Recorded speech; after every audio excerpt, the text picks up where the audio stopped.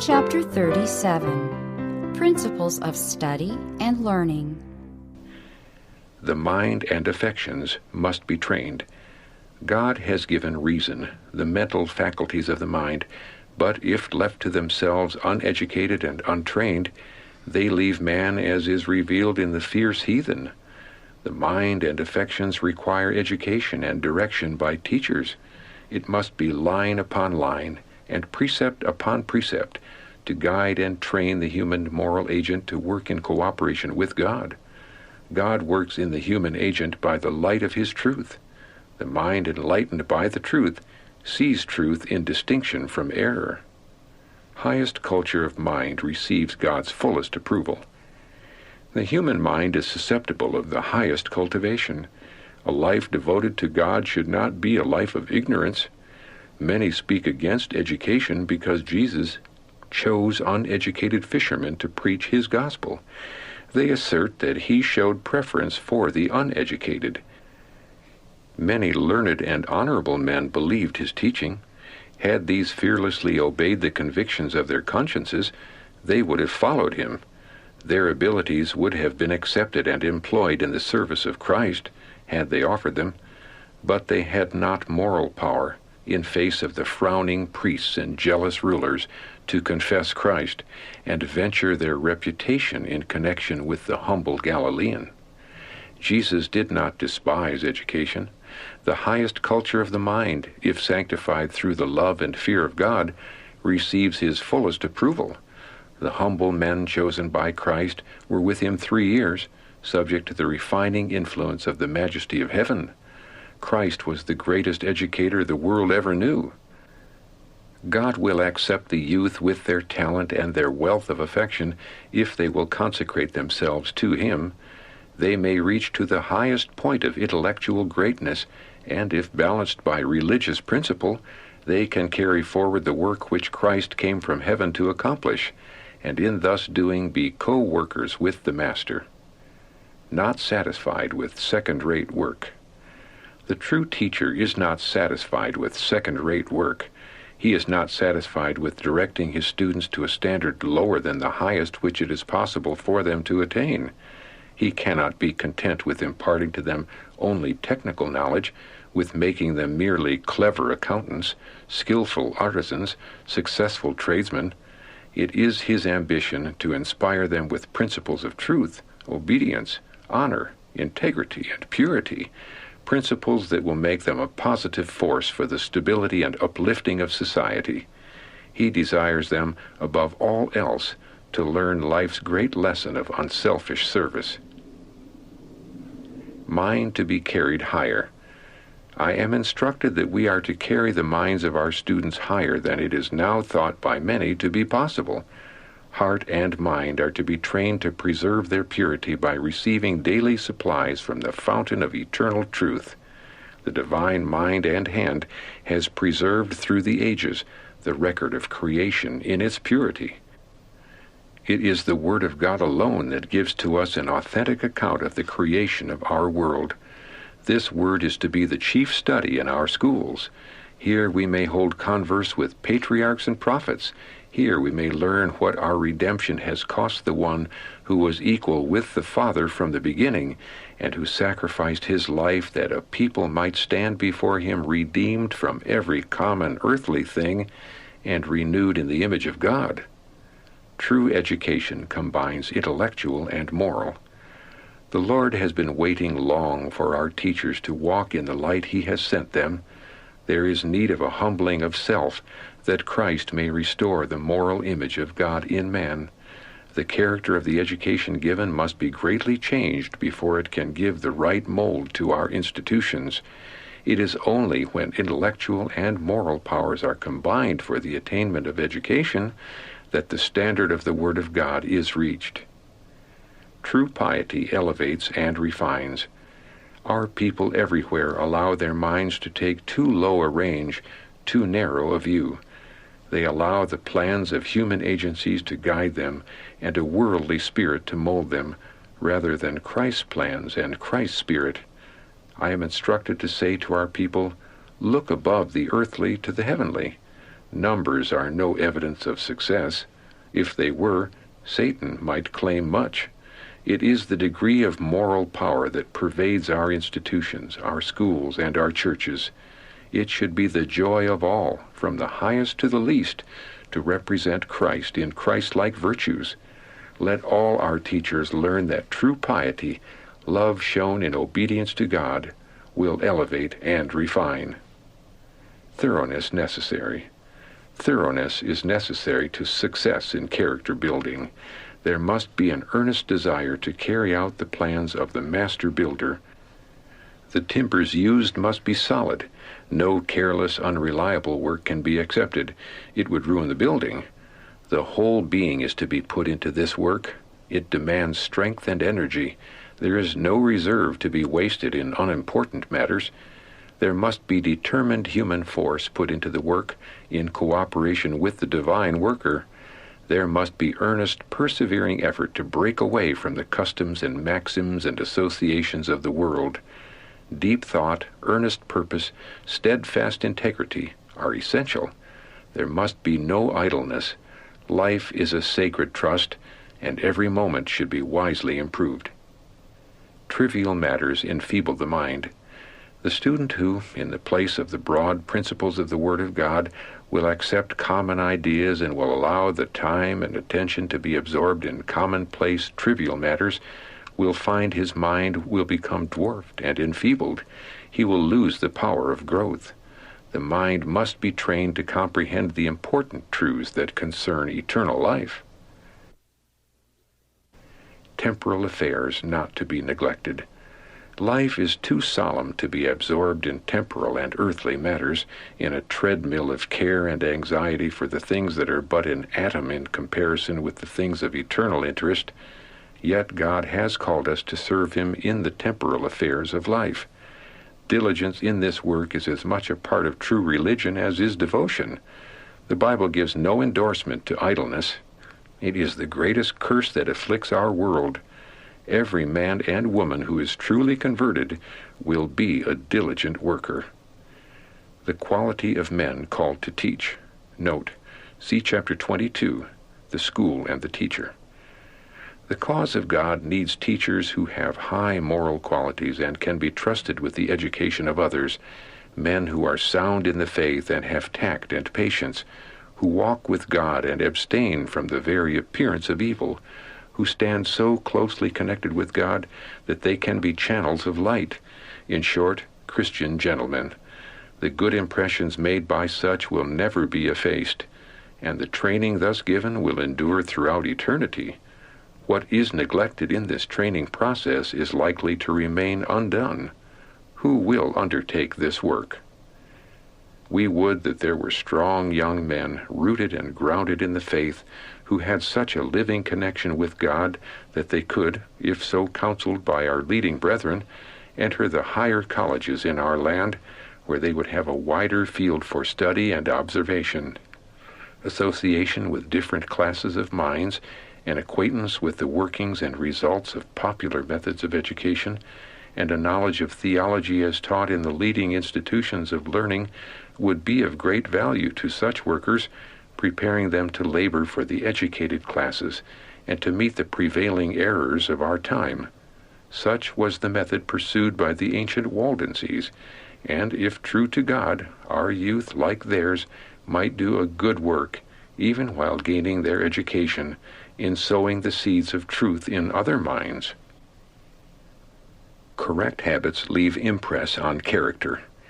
The formation of correct habits is to leave its impress upon the mind and characters of the children that they may practice the right way. It means much to bring these children under the direct influence of the Spirit of God, training and disciplining them in the nurture and admonition of the Lord. The formation of correct habits, the exhibition of a right spirit, will call for earnest efforts in the name and strength of Jesus. The instructor must persevere, giving line upon line, precept upon precept, here a little and there a little, in all long-suffering and patience, sympathy and love, binding these children to his heart by the love of Christ revealed in himself. Characters not formed in one mold. Teachers are to consider that they are not dealing with angels, but human beings with like passions as they themselves have. Characters are not formed in one mold. There is every phase of character received by children as an inheritance. The defects and the virtues in traits of character are thus revealed. Let every instructor take this into consideration. Hereditary and cultivated deformity of human character, as also beauty of character, will have to be met, and much grace cultivated in the instructor to know how to deal with the erring for their present and eternal good.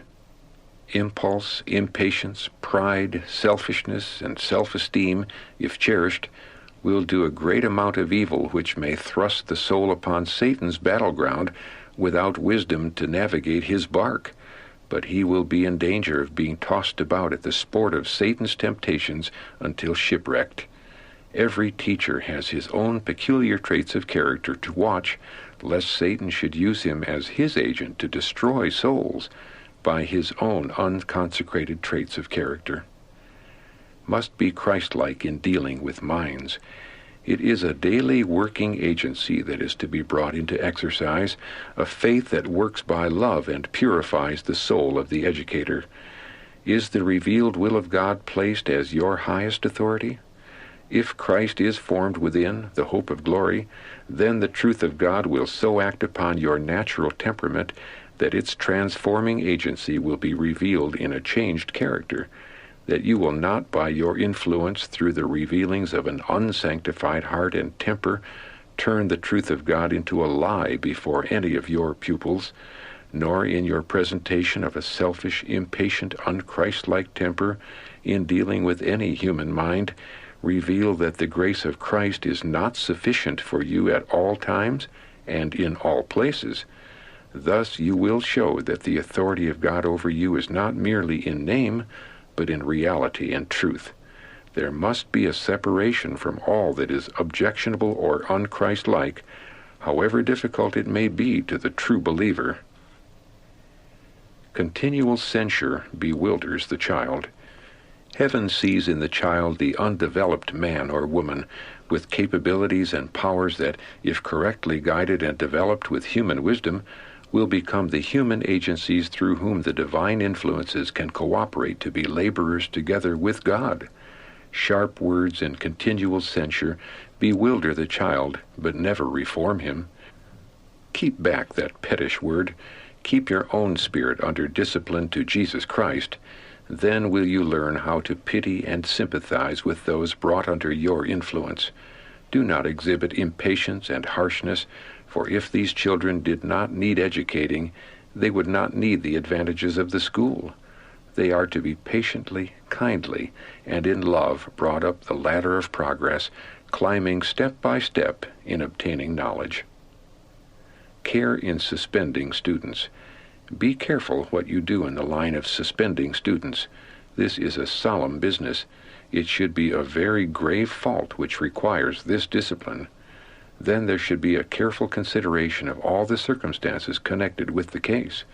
Students sent from home a short distance or a long distance, thousands and thousands of miles, are away from or deprived of the advantages of home, and if expelled are refused the privileges of school. All their expenses have to be met by someone who has had hope and confidence in these subjects that their money would not be invested in vain. The student enters into or falls into temptation, and he is to be disciplined for his wrong.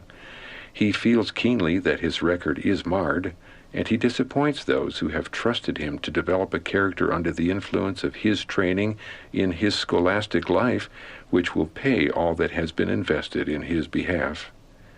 But he is suspended for his foolish course of action. What will he do? Courage is at the lowest ebb. Courage and even manliness is not cherished. He is an expense, and precious time is lost. Who is tender and kind and feels the burden of these souls? What wonder that Satan takes advantage of the circumstances. They are thrust on Satan's battleground, and the very worst feelings of the human heart are called into exercise, and strengthen and become confirmed. Avoid creating feelings of injustice. When you jostle against the elements manifested by those who have no Bible religion, but only a profession, do not forget that you are a Christian. You greatly lower your influence and mar your own Christian experience when you lose your self-control and give them the least occasion to think that you have ill-treated them. Leave not this impression upon their minds if you can possibly avoid it. In this probationary time, we are forming our characters for the future immortal life. But that is not all, for in this very process of character building, we need to be extremely cautious how we build, for others will build after the pattern we give them. Mind must have pure food. The mind, like the body, must have pure food in order to have health and strength. Give your children something to think of that is out of and above themselves. The mind that lives in a pure, holy atmosphere will not become trifling, frivolous, vain, and selfish. We are living in a time when everything that is false and superficial is exalted above the real, the natural, and the enduring. The mind must be kept free from everything that would lead it in a wrong direction. It should not be encumbered with trashy stories which do not add strength to the mental powers. The thoughts will be of the same character as the food we provide for the mind. Infidel books. Note, see Chapter 13, Food for the Mind. The study of books written by infidels does great harm. Thus tares are sown in the minds and hearts of students. Yet this is the food often given to the brain, while many have little knowledge of subjects which pertain to eternal interests, which they ought to understand. The talent of time is precious. Every day it is given to us in trust, and we shall be called upon to give an account of it to God. It is to be used to God's glory, and if we would prolong our lives, if we would gain the life that measures with the life of God, we must give the mind pure food. No time should be wasted that might have been used to good account. Students to learn to obey God. I see that a great sentiment must be worked to and out under the divine direction in our schools. But the one great lesson the students must learn is to seek with all their heart, mind, and strength to know God and obey Him implicitly. The science of the salvation of the human soul is the first lesson of life. No line of literature or education in book knowledge is to become supreme, but to know God and Jesus Christ, whom He hath sent, is life eternal. Let the students take the love and fear of God with them into their school life. This is wisdom more precious than words can express. Connected with God, it can be said of them, as of Daniel, God gave him wisdom and knowledge in all mysteries. Learning is good. The wisdom of Solomon is desirable, but the wisdom of a greater than Solomon is far more desirable and essential. Through the learning in our schools, we cannot reach Christ, but we can, through Christ, reach the highest end of the ladder in science, for the word of inspiration says, "Ye are complete in Him." Colossians chapter 2, verse 10. Our first business is to see and acknowledge God, and then He will direct our path.